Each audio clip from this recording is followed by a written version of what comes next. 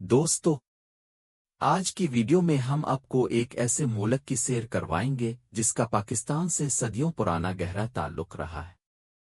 ये मुल्क चावलों की पैदावार में ये दुनिया भर में तीसरे नंबर पर आता है और हिंदू मजहब के सबसे अहम दरियाओं यानी दरियाए गंगा और दरियाए बरहम पत्थर भी इसी मुल्क से होकर गुजरते हैं।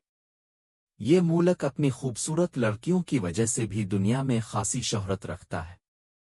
तो दोस्तों, आज की इस वीडियो में हम आपको बांग्लादेश की सैर करवाएंगे, जानेंगे कि बांग्लादेश की तारीख क्या है, ये पाकिस्तान से किस तरह अलग हुआ, जिन लोगों ने इस अलहदगी में किरदार अदा किया, बाद में उनका क्या अंजाम हुआ, और आज के दौर में बांग्लादेश में लोगों की जिंदगी कैसी है। इसके साथ साथ हम बांग्लादेश के बारे में और भी कई दिलचस्प हक़ाइक़ आपके साथ शेयर करेंगे। आज की वीडियो इंतहाई मालूमाती और दिलचस्प है, तो इसे आखिर तक लाजमी देखें और तमाम नए दोस्तों से गुजारिश है कि हमारे चैनल को सब्सक्राइब करें, वीडियो को लाइक करें और ज़्यादा से ज़्यादा शेयर करें ताकि हर नई इन्फॉर्मेटिव वीडियो अब तक बरवक्त पहुंच सके। बांग्लादेश अपनी खूबसूरती और तहजीब व सकाफत की वजह से पूरी दुनिया में मशहूर है। ये मुल्क बइसगीर के शमाल मशरिक़ में वाक़ है। बांग्लादेश का कल रकबा 1,48,660 मुरब्बा किलोमीटर पर मुहित है। रकबे के लिहाज से ये दुनिया का 39वां जबकि एशिया का 26वां बड़ा मुल्क है। इसके कल रकबे का तकरीबन 6.4% हिस्सा पानी पर मुश्तमिल है, जो कि तकरीबन 18,290 मुरब्बा किलोमीटर बनता है। ये पानी दरियाओं, नदियों और आबशारों की सूरत में मौजूद है। बांग्लादेश का बेशतर इलाका सतह समंदर से नीचे है और वक्त के साथ साथ इस सूरत-ए-हाल में इजाफा होता जा रहा है। एक रिपोर्ट के मुताबिक सन 2055 तक बांग्लादेश का 60% हिस्सा पानी में डूबने का खदशा है। दोस्तों, अगर बात करें बांग्लादेश की कल आबादी की, तो 2024 की एक रिपोर्ट के मुताबिक बांग्लादेश की मजमूई आबादी तकरीबन 173.5 मिलियन अफराद पर मुश्तमिल है। आबादी के लिहाज से ये दुनिया का 8वां सबसे ज़्यादा आबादी वाला मुल्क है।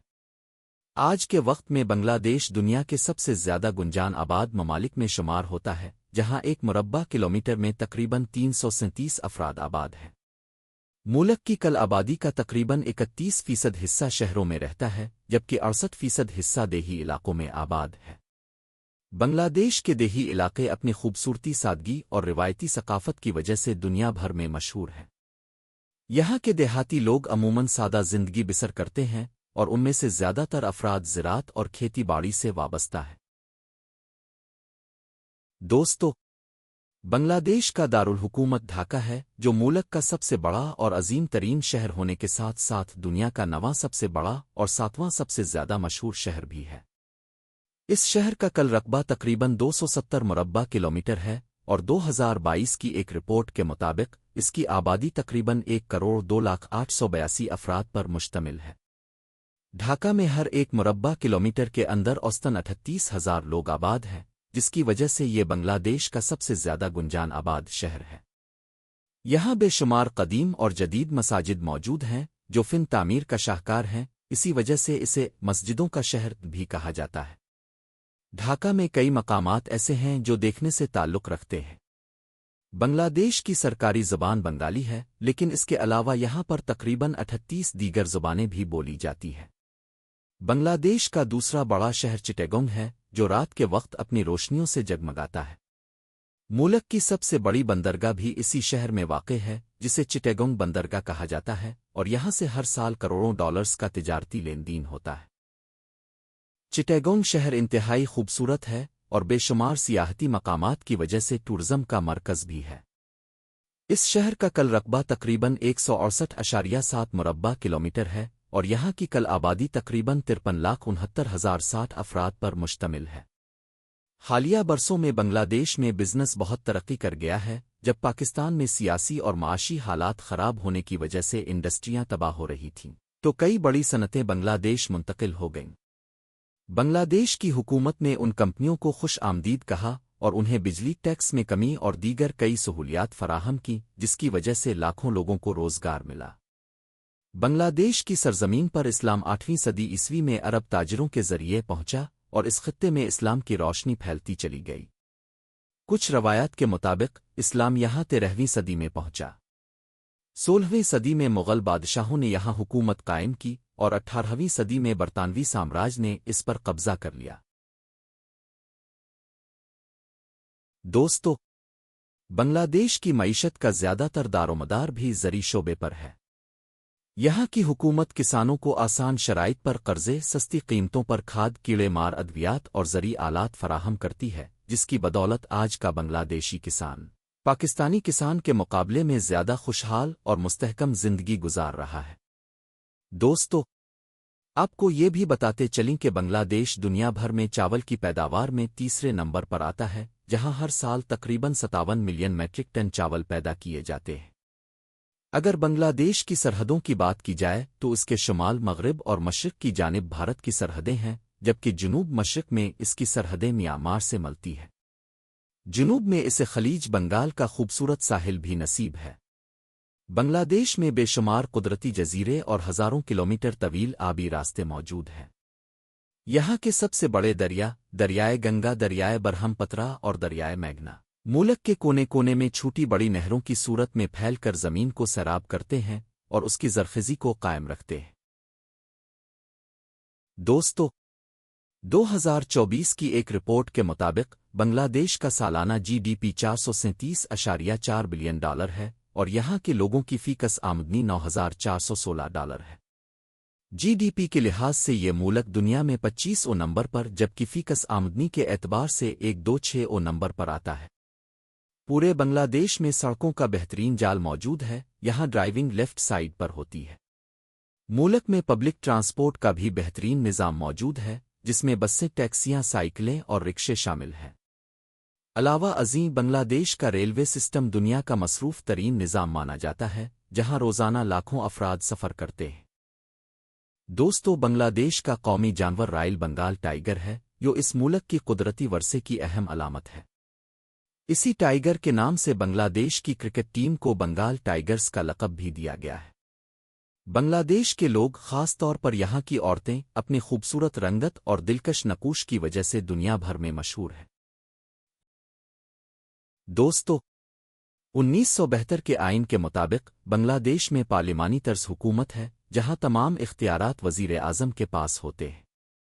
البتہ 1975 اور 1982 میں یہاں مارشل لا بھی نافذ کیا گیا۔ ملک میں تعلیم کا نظام بھی کافی مضبوط ہے اور عوام کی بڑی تعداد تعلیم یافتہ ہے۔ نوجوان جدید ٹیکنالوجی میں اچھی خاصی مہارت رکھتے ہیں۔ کھیلوں کی بات کی جائے تو بنگلہ دیش کے لوگ کرکٹ کے دیوانے ہیں، لیکن کبڈی کو ملک کا قومی کھیل کا درجہ حاصل ہے۔ یہاں کے لوگ محنتی ہوتے ہیں اور کسی بھی قسم کی محنت مزدوری کو باعث شرم نہیں سمجھتے۔ دنیا میں سب سے زیادہ کام کے سلسلے میں ہجرت کرنے والوں میں بھی بنگالیوں کا بڑا حصہ ہے، خاص طور پر عرب ممالک میں ان کی بڑی تعداد موجود ہے۔ بنگلہ دیش میں اوسط عمر تقریباً 72 سال ہے اور یہاں نوجوان ہوں یا بزرگ، سب محنت کو زندگی کا لازمی حصہ سمجھتے ہیں۔ وقت کے لحاظ سے بنگلہ دیش پاکستان سے 1 گھنٹہ اور بھارت سے آدھا گھنٹہ آگے ہے۔ ملک کی تقریباً 30% آبادی غربت کی زندگی گزار رہی ہے، تاہم ہر آنے والے دن کے ساتھ بنگلہ دیش ترقی کی راہ پر گامزن ہے۔ بدقسمتی سے غربت کے سبب یہاں جسم فروشی کا رجحان بھی زیادہ ہے اور ہر سال لگ بھگ 40,000 نوجوان لڑکیاں بیرون ملک صرف اس مقصد کے لیے جاتی ہیں، جبکہ ملک کے اندر بھی یہ مسئلہ موجود ہے۔ دوستو، ہندو مذہب کے نزدیک سب سے مقدس دریائے گنگا بھی بنگلہ دیش سے گزرتا ہوا بھارت میں داخل ہوتا ہے۔ اس کے علاوہ دریائے برہم پترہ اور دریائے میگھنا بھی اسی ملک سے گزر رہے ہیں۔ اگر بات کریں بنگلہ دیش کے موسم کی تو یہاں سالانہ بے شمار بارشیں ہوتی ہیں اور یہاں چاروں موسم یعنی موسم سرما، موسم گرما، بہار اور خزاں پائے جاتے ہیں۔ بارشوں کی کثرت کی وجہ سے ملک کا تقریباً 15% رقبہ گھنے اور خوبصورت جنگلات پر مشتمل ہے۔ دنیا کے کئی قیمتی پھل یہاں پیدا ہوتے ہیں۔ بنگلہ دیش کا قومی پھل اور جیک فروٹ، جبکہ قومی درخت آم کا درخت ہے۔ ملکی آبادی کا ایک بڑا حصہ کشتی رانی سے وابستہ ہے اور اپنی زندگی کا گزر بسر اسی پیشے سے کرتا ہے۔ بنگلہ دیش کا ساحل سمندر نہایت خوبصورت ہے اور یہاں دنیا کا تیسرا سب سے بڑا ساحل بھی موجود ہے۔ دنیا کی 3% سے زائد چائے صرف بنگلہ دیش میں پیدا ہوتی ہے، جو ملکی معیشت کا ایک بڑا سہارا ہے۔ اگر مچھلی کی بات کریں تو بنگلہ دیش میں مچھلی کھانا روزمرہ زندگی کا حصہ ہے، بچے ہوں یا بڑے۔ مچھلی کے بغیر دن گزارنا مشکل ہوتا ہے اور لاکھوں ٹن مچھلی روزانہ کی بنیاد پر استعمال ہوتی ہے۔ دوستو، موجودہ وقت میں بنگلہ دیش کی کل آبادی کا تقریباً 91.4% حصہ مذہب اسلام سے تعلق رکھتا ہے، 7.95% لوگ ہندو مت کے پیروکار ہیں، 0.1% بدھ مت کو ماننے والے ہیں، 0.3% مسیحی ہیں اور باقی 0.12% دوسرے مذاہب سے تعلق رکھتے ہیں۔ بنگلہ دیش دنیا کا 8واں سب سے زیادہ آم خریدنے والا ملک بھی ہے، حالانکہ یہ اپنی سرزمین پر ہر سال تقریباً 15 لاکھ ٹن آم خود بھی پیدا کرتا ہے، جو کہ ملکی آبادی کے لحاظ سے بہت کم ہے۔ بدقسمتی سے بنگلہ دیش میں کرپشن بہت زیادہ ہے اور یہ دنیا کا 13واں سب سے زیادہ کرپٹ ملک شمار ہوتا ہے۔ محترم ناظرین، بنگلہ دیش کی عورتیں بے حد محنتی اور ذمہ دار مانی جاتی ہیں۔ 1983 میں محمد یونس نامی شخص نے گرامین بینک کی بنیاد رکھی، جس کا مقصد بے روزگار عورتوں کو قرضہ فراہم کرنا اور انہیں خود کفیل بنانا تھا۔ صرف 23 سال کے اندر یعنی 1983 سے 2006 تک اس بینک نے تقریباً 7 ملین عورتوں کو $6 بلین کے قرضے فراہم کیے، اور خوش قسمتی سے یہ قرضے بڑی حد تک واپس بھی کر دیے گئے۔ دنیا آج اس بات کو تسلیم کرتی ہے کہ عورتیں مردوں کے مقابلے میں زیادہ ذمہ دار، محنتی اور اپنے گھروں کو بہتر طریقے سے سنبھالنے کی صلاحیت رکھتی ہے۔ دوستو، آپ کو بتاتے چلیں کہ دنیا کا دوسرا سب سے بڑا اجتماع بھی بنگلہ دیش میں ہوتا ہے، جس میں لاکھوں لوگ شرکت کرتے ہیں۔ اگر بنگلہ دیش کی تاریخ پر نظر ڈالی جائے تو سن 1947 میں جب تقسیم ہند ہوئی تو مسلم اکثریت والے علاقے پاکستان کے حصے میں آئے، جنہیں مشرقی پاکستان اور مغربی پاکستان کے نام سے جانا گیا۔ مشرقی اور مغربی پاکستان کے درمیان 1600 کلومیٹر کا فاصلہ تھا۔ حکومتی اختلافات اور ذاتی مفادات کی وجہ سے مشرقی پاکستان سے الگ ہو گیا۔ 16 دسمبر 1971 وہ دن تھا جب مشرقی پاکستان نے پاکستان سے آزادی حاصل کی اور شیخ مجیب الرحمان بنگلہ دیش کے رہنما کے طور پر سامنے آئے۔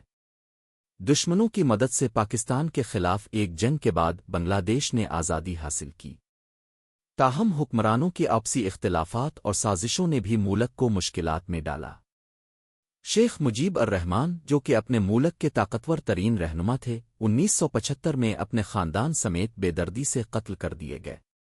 ان کی لاش 2 دن تک ان کے گھر کی سیڑھیوں پر پڑی رہی۔ ان کی بیٹی حسینہ واجد اس وقت لندن میں تعلیم حاصل کر رہی تھی اور وہ بچ گئیں۔ اسی طرح 4 اپریل 1999 کو پاکستان کے وزیر اعظم ذوالفقار علی بھٹو کو پھانسی دی گئی، جبکہ بھارت کی وزیر اعظم اندرا گاندھی 1984 میں اپنے ہی محافظوں کے ہاتھوں مارے گئے۔ یہ واقعہ بنگلہ دیش اور اس کے ہمسایہ ممالک کی سیاسی تاریخ کا ایک اہم حصہ ہے۔ دوستو، یہ تھی ہماری بنگلہ دیش کے متعلق آج کی دلچسپ ویڈیو۔ اگر آپ کو ویڈیو پسند آئی ہو تو برائے کرم ویڈیو کو لائک کریں اور ہمارے چینل کو سبسکرائب کر لیں۔ ہم پھر ملیں گے ایک نئی ویڈیو کے ساتھ۔ اپنا خیال رکھیں، اللہ حافظ۔